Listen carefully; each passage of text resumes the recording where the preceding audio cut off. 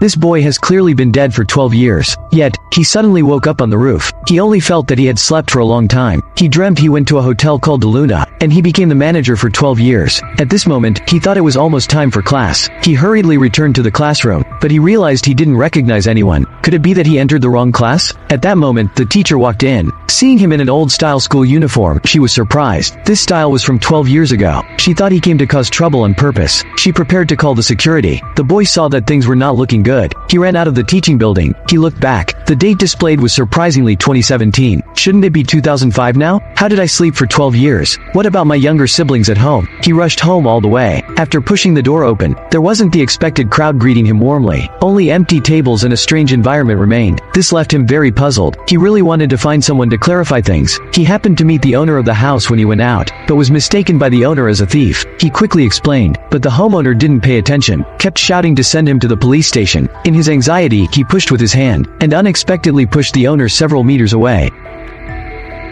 He looked at his hands in astonishment. What on earth is going on? Coming back to his senses, he quickly went to help the homeowner, cleaning up the overturned table, but unexpectedly was knocked out by the owner with a stick. When he woke up, he was already in the hospital. A large wound was on his forehead, and a police officer was investigating next to him, asking his name and date of birth. The boy answered truthfully, "My name is Sung Hae Sung. My birthday is June 7, 1987. The police officer was very surprised when he heard this. Someone born in 1987 would now be 31 years old. Are you trying to play me? At this time, the nurse also bandaged the wound, telling the boy that he had 30 stitches on his forehead. Be careful not to get infected. Remember to get antibiotics later. Seeing that he wasn't telling the truth, the officer took him straight to the police station. Once again, they asked the boy for his name and date of birth. The boy was very helpless, saying he really wasn't lying. The police officer was very angry. If we find out it's false, then you'll be charged with trespassing and obstructing official duties, adding crime to crime. But upon checking, they found that the information was correct, but it showed that he was deceased. He was very puzzled. He prepared to report to his superiors. Meanwhile, Hae Sung went to the restroom to wash his face. He found that the wound on his forehead had already healed, without any trace of stitches. This made him even more puzzled. What on earth happened to me? Just as he was about to leave the restroom, he met a police officer, who was shocked by the identity on his school uniform. It was his childhood friend, Hae Sung, but he had been dead for 12 years, and the voice was exactly the same. He was stunned, remembering that today was the anniversary of Hae Sung's death. Could it be a ghost in front of him? At this moment, Hae Sung also noticed his name, recognizing him as his high school classmate, Ho Bang, and quickly started questioning him.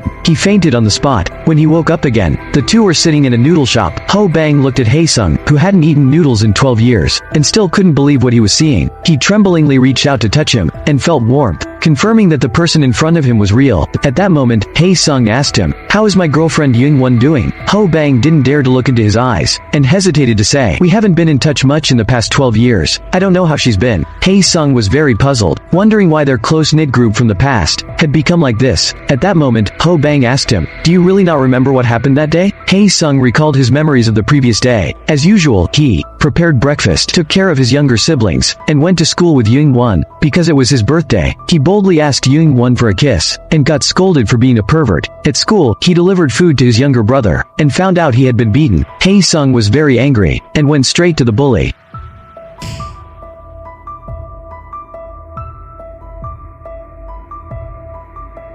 They were separated by their classmates. It turned out the bully had just transferred to the school, and had been provoking Hae Sung multiple times because he heard Hae Sung was a good fighter. But Hae Sung ignored him, so the bully used this dirty trick to beat up his younger brother. Hae Sung yelled out in anger that he would kill him, but was promptly pulled away by Ho Bang. Young-won also tried to persuade Hae Sung, "You were suspended in the second year of high school because of fighting. If you fight again, you'll be expelled. There's only half a year left until graduation. Just bear with it." Hae Sung responded, "He bullied my younger brother. I can't just let it go." Suddenly, Young-won stood up, and said she was going to confront that bastard, pull out all his hair, and kick him where it hurts, to make sure he could never have descendants. At this point, Hae Sung also calmed down. He grabbed Young-won and promised he would endure it for her sake. That evening, Young-won went to Hae Sung's house to prepare a birthday surprise. Just then, Hae Sung called saying he was coming to see her. Young-won quickly lied that she left her wallet in the art class, and asked Hae Sung to go back and get it. Hae Sung searched for a long time but couldn't find the wallet. Just as he was about to go home, he was shocked by a scene on the ground. The bully he had fought with during the day was lying in a pool of blood. He checked and the bully was still alive, so he quickly rode his bicycle to call for an ambulance. As he was passing an intersection, suddenly,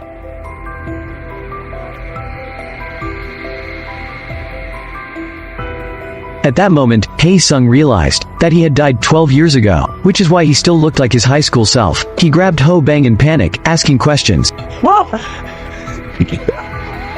Unable to accept the reality, he shouted loudly to vent, causing all the lights to go out. He asked Ho-bang how his family had been. Ho-bang said he hadn't been in touch much, but he knew his younger brother's work address. He brought Hae-sung to the destination. While waiting downstairs, they happened to meet Xiao Mei, a high school classmate. Xiao Mei saw Hae-sung, who was clearly dead, and fainted on the spot out of fear. Ho-bang hurriedly took him to change clothes, so as not to scare more people. After disguising himself, Hae-sung came to find his brother. He just saw someone beating up another person. He couldn't understand how his brother, who was once a top student, had now become a gangster. Hae-sung went upstairs to find his brother, but there were too many offices. He didn't know which room his brother was in. At this moment, his ears suddenly became extremely sensitive, and he could hear the sounds from each room. Even the sound of a phone call from tens of meters away could be heard very clearly. He then heard his brother's voice coming from one of the rooms. When he got to the door, he heard the gangsters asking his brother to get money from Yoon-won. His brother was being beaten for refusing. He rushed in to stop it. His brother took the chance to slip away, but didn't notice it was his brother who saved him. The long-haired guy saw this and wanted to chase after him, but was stopped by Hae-sung. He was about to make a move, but was directly pushed away several meters by Hae-sung. The gangster boss saw his men being beaten, picked up a steel pipe and planned to teach Hae-sung a lesson, but the result was the same.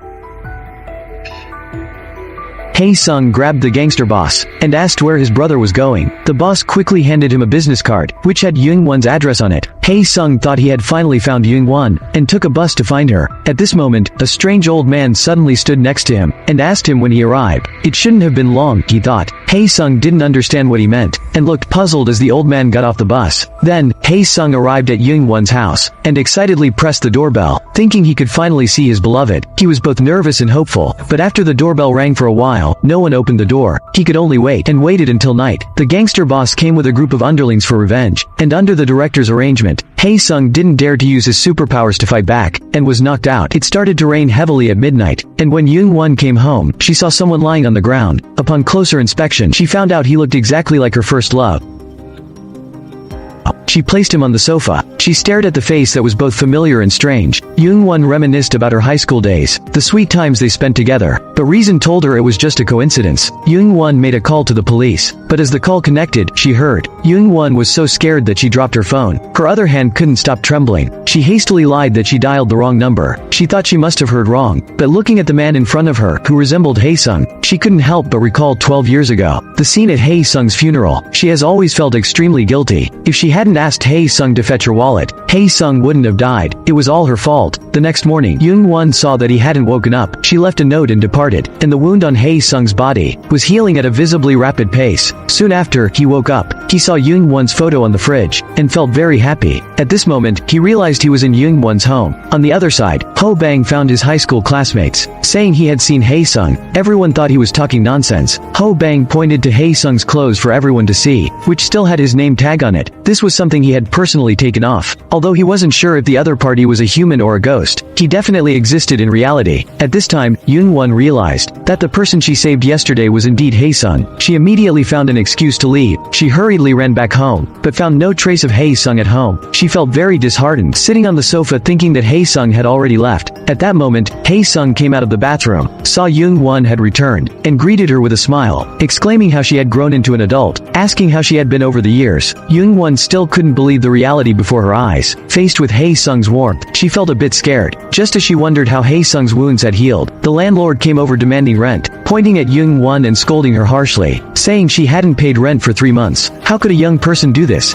He berated. The landlord spewed a string of cruel words. Hae-sung, standing by, couldn't bear to watch, but was stopped by Yoon-won. She apologized to the landlord with a placating smile, promising to pay up by the next week. Hae-sung was perplexed, wondering why she couldn't even afford the rent, and had even racked up high interest debts. Yoon-won offered no explanation. Hae-sung reflected upon himself, feeling that he might have been too harsh earlier. Everyone has their difficult times, he thought. He bought 2 popsicles, intending to apologize to Yoon-won, but saw her chatting and laughing with another man. He felt a pang of jealousy. Could that be Young-won's boyfriend? After returning home, he apologized to Young-won, saying that seeing her felt like it had only been a day since they last met. Forgetting the 12-year gap in between, Young-won understood his feelings. Hae-sung then jokingly said about the day she asked him to fetch her wallet, wondering if she played a prank on him, insinuating there was no wallet to begin with, asking her to apologize. To his surprise, Young-won got extremely emotional, asking if he returned just to make her apologize. If so, she wanted him to leave, never wanting to see him again. Hae-sung was at a loss, wondering why Young-won reacted so strongly. By midnight, when Hae-sung noticed Young-won hadn't returned, he opened the door to search for her, only to bump into his younger brother, there to collect debts.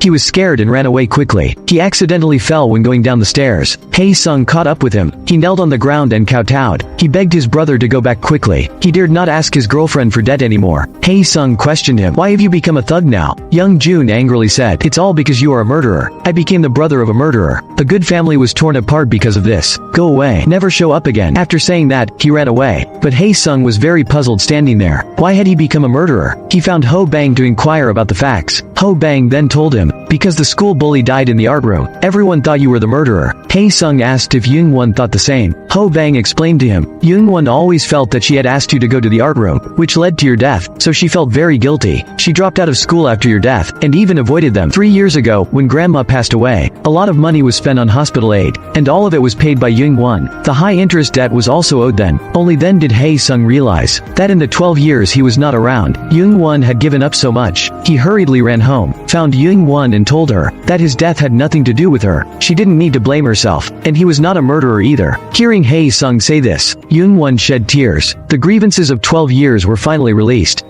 보고 싶었어서 매일 기억하래야만 보고 싶은